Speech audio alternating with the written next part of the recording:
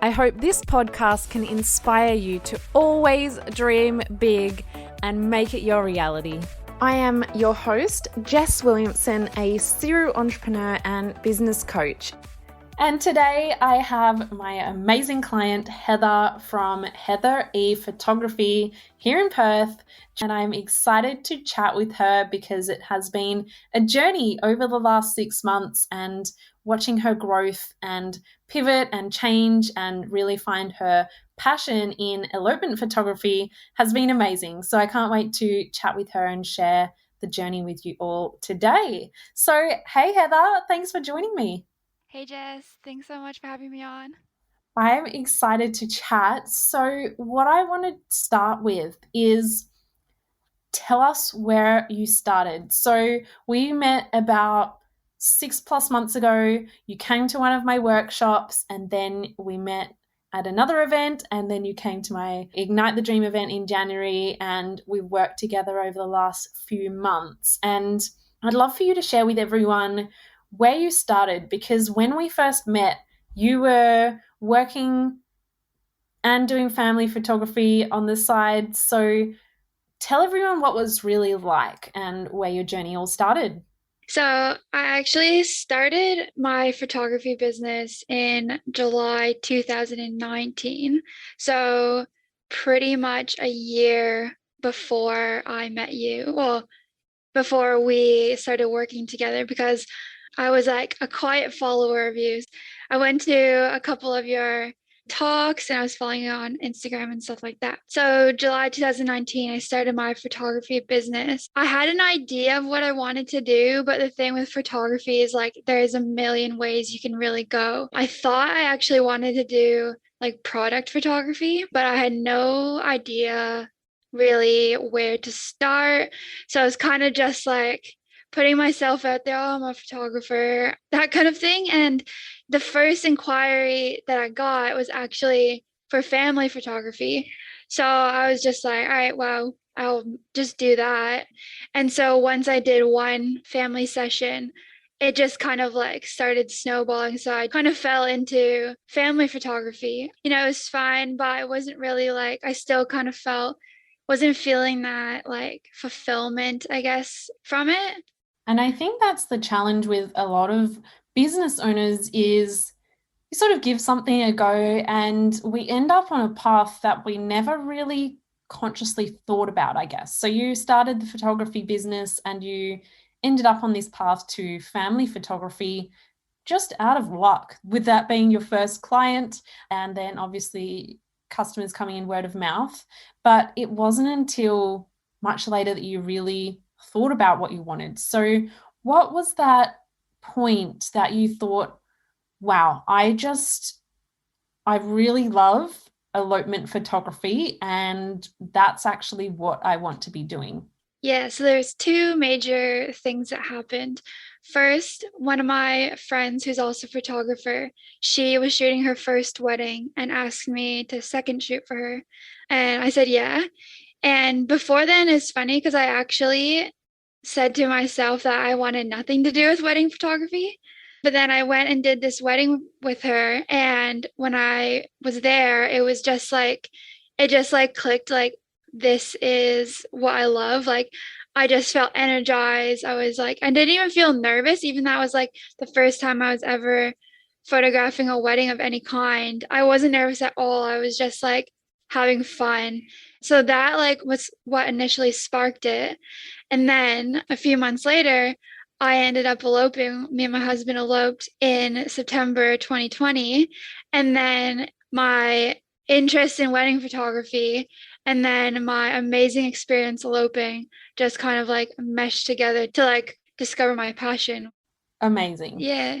So when you made that decision, now this is always the hardest part, right? In a business, you've got clients coming to you for family photography, but you know your heart is elsewhere. How did you decide to make that pivot? It's just mostly like the fulfillment that I got from elopement photography was just enough to decide that's what I need to be doing because how passionate I felt about it. And did you have any limiting beliefs or mindset blocks around that? Because as we know, sometimes you do have to take a step back in order to be able to catapult forward in the right direction. And sometimes that can be scary. And obviously, it's paid off well for you. But did you have any mindset blocks around taking that leap or making that change, or what was going through your head at the time? Oh, so many, so many limiting beliefs and mind blocks. But when I decided to do the pivot, the first one that I came across was just the feeling of like feeling like I was starting all over again from scratch. And at first, it was really scary because I remember like how lost I felt when I first started. But then when I started actually like working towards that new goal, which was elopement photography, I just kind of like remembered, oh, like I'm not starting from scratch. Like I struggled through that first year all by myself. I learned a lot. So like all those learnings I had now had in my pocket from this point of starting my elopement journey. And then my second biggest thing being working with you. It could have easily, yeah, just stopped and been like, oh no, it's too hard to start again. I should just like stick with what I'm doing because, it's working good enough, that kind of thing. But like, I don't want good enough, right? Like, I want to like get to my goal and living my dream life. So that's what really got me over that mindset block. Incredible. And that was an amazing point. I mean, we started working together around that point of that journey, and just seeing where you've gone to and where you've got to in such a short time is just incredible. But it also shows that when you are passionate about something, you can make it work, right? So, in your whole first year of business, you'd built up some clients, you were doing family photography, which isn't your core passion, but you were still working in another job and you were still sort of having that juggle. And I remember when you came to me, you said, Jess, I just want to hit a goal of $2,000 a month, and that seems crazy right now because I'm starting from scratch. And how long did it take you to actually get there? It was 3 months after starting working with you. 3 months to hit that income goal, which is pretty incredible because, like you said, you almost were starting from scratch, but now you had that extra change in mindset. You are now more passionate about what you're wanting to do. And we got to work together, which was pretty fun as well. But what would you say to anyone who is sort of sitting at that point where they're sort of thinking, I'm no longer passionate about this? Because look, throughout life, our passions change and we probably come to many crossroads, but people stick at it because they're like, well, this is all I know.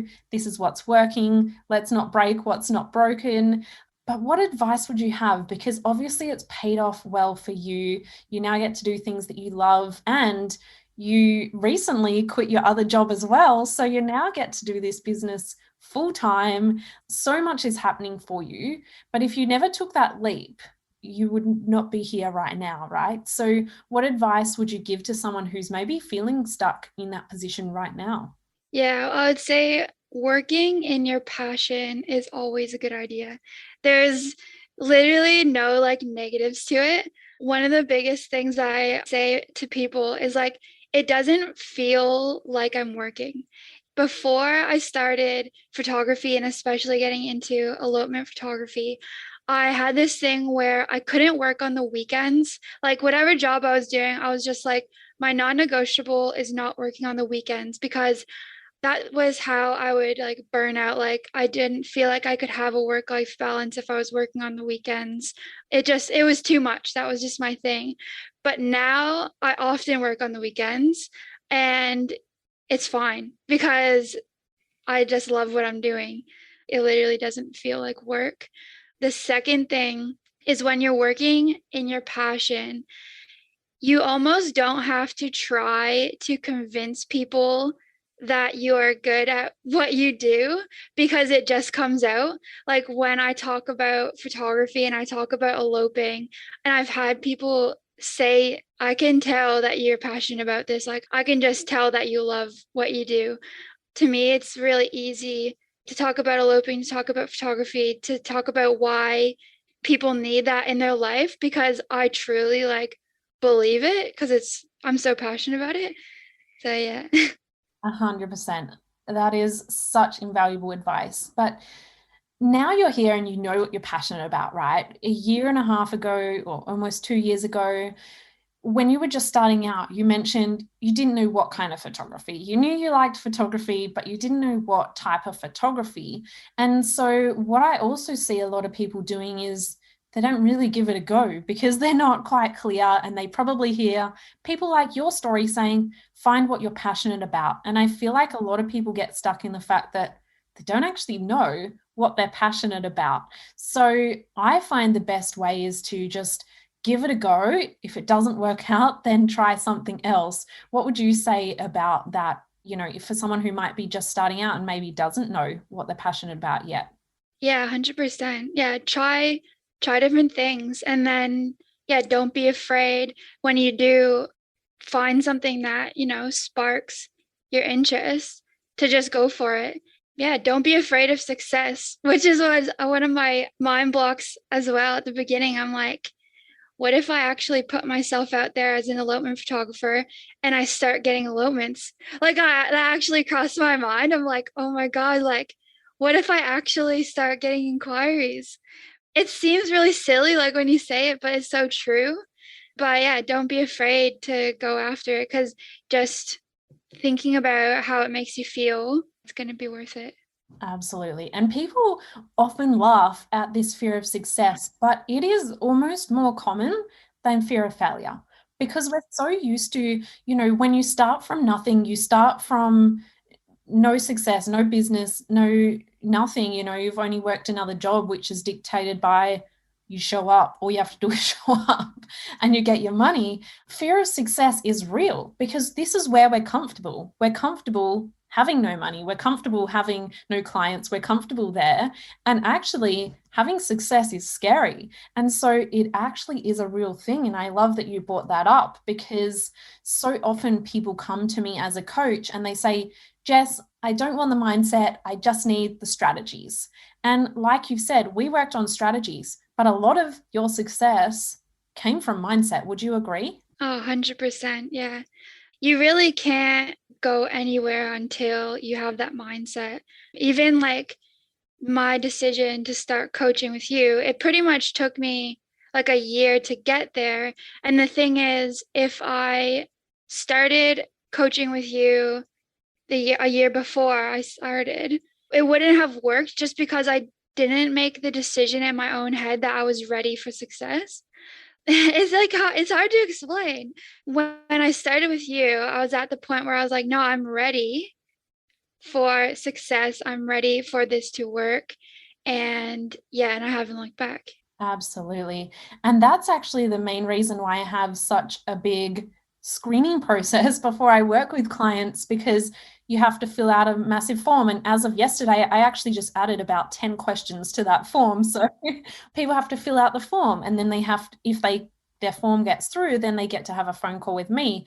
And I can only take on clients who are actually ready to level up. Like, what am I going to do if someone doesn't actually want to improve? Like, hello, nice to see you. Keep doing what you're doing. See you next time. Like, it's not going to be great. It's not going to be fun for me either because I'm passionate about helping people. Imagine if you went to a photo shoot and they were like, actually, we don't need photos. You can just sit there with your camera and then go home. Like, that's not going to be fun for you either. So, yeah, I love that mindset around if you're not ready to have that growth and really level up and be prepared to. I mean, you might not be ready for the success that might be coming your way, but as long as you're ready to learn and be open to change, then that's all you can really do. And then the more you're open to it, the more success and the more things you actually do because you had that massive growth because you implemented. I can give you all the answers, but if you're not implementing, then you're not going to get results. It is a testament to where you were at and the fact that you were ready to work on that.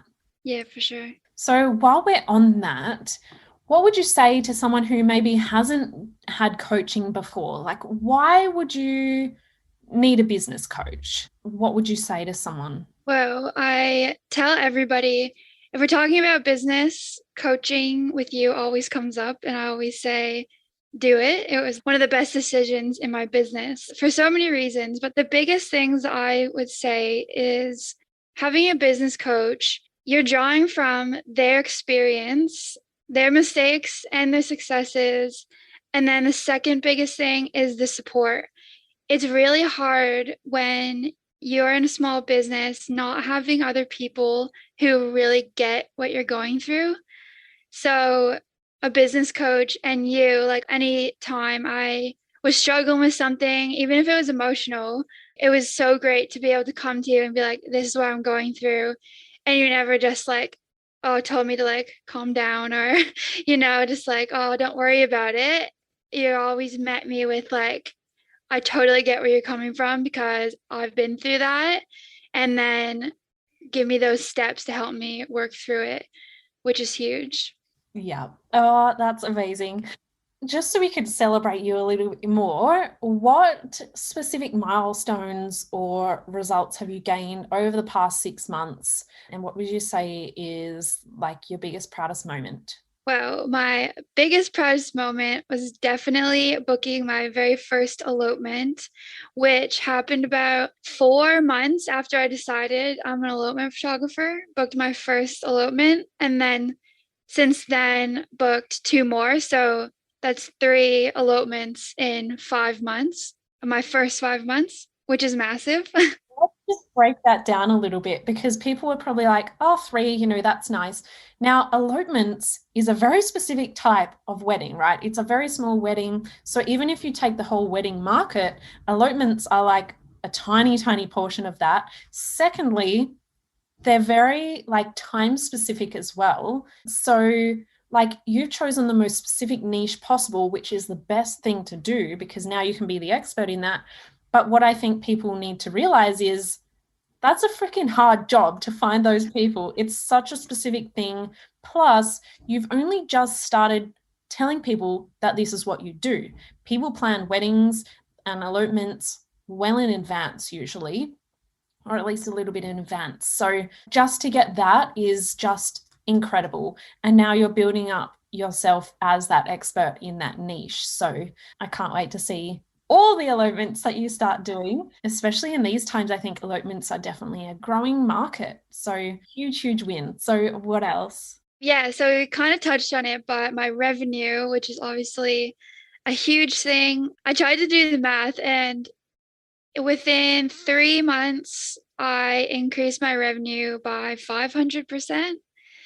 And that's been steady since then. So that, yeah, month three with you hit that target and been holding on to that and surpassing it as well. Yay. Yeah. Amazing. And you got to quit your job. Yes, which was huge and like one of my biggest life goals, really. Like I've always had the entrepreneurial spirit and I've always felt like knew I wanted to be my own boss, be self-employed. And then yeah, now it's just finally like found my passion, did the steps, and then finally was able to take that step in being self-employed, which just feels absolutely amazing. Yay. Yeah. Oh my gosh. It just honestly lights me up so much. And that's why I love doing this work to see other amazing women doing that. But even just quitting your job, it's not as easy as just saying, hey, I quit, Like it was a whole process. There was a lot of mindset involved. You wanting to have certain safety nets and all of these things. And it's bloody scary. You don't just wake up one day and go and quit your job with no plans. So we built out a plan, we built up that, and that's so exciting because a lot of people just stay stuck in that space. So, Another really cool thing about that, which I actually didn't realize until I quit, but when I started that job, I told them because they asked me how long can they expect me to kind of stay. It was a nanny job, so it's often nannies, they have a lifespan. They don't expect you to stay with them for 10 years. But anyway, so they asked me, like, how long do you plan on staying? And I said, well, I am building a photography business and my goal is 1 year. So, like, I can safely say I'll be with you for a year. When I handed in my notice, it was almost 1 year on the dot. And I didn't actually realize it, that I hit that goal without even realizing it. Do you know what that is, though? That is the power of the mind. Even in my business before, I've written down goals and then I put it to the side. I literally, did a bit of a goal workshop, wrote some goals down, put it to the side, forgot I even wrote those goals. So they weren't even conscious. And I found that paper 6 months later, and I'd achieved all those goals without even realizing as well. So this is actually the power of almost setting a deadline, setting clear goals, because it plants that seed in your brain. And anyone who's listened to my other podcast episodes, I could go on all day about this, but your brain is always seeking the answer. So in your brain, even though you weren't conscious of it, your subconscious knew that you had probably a year to get it done. And it seeks these solutions. And that might have come up in changing the mindset a little bit. That could have come up in so many different ways that you weren't actually conscious that you were doing it. But sometimes your brain's got your back and it's working its way behind the scenes. So that's amazing that you noticed that.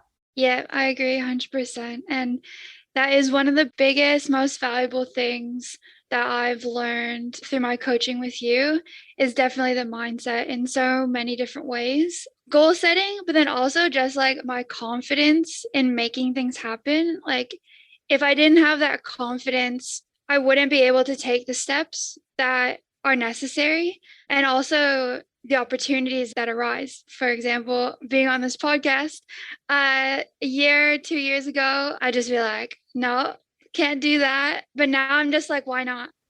So literally any opportunity, it's like, can I do that? Oh, well, why not? And there's like really no reason. So yeah, one of the biggest things that you've taught me really is just like to go for it. I love that. And that is my job as a coach, is to not do the work for you, right? Because now you can take that growth, that personal growth is something no one can ever take away from you.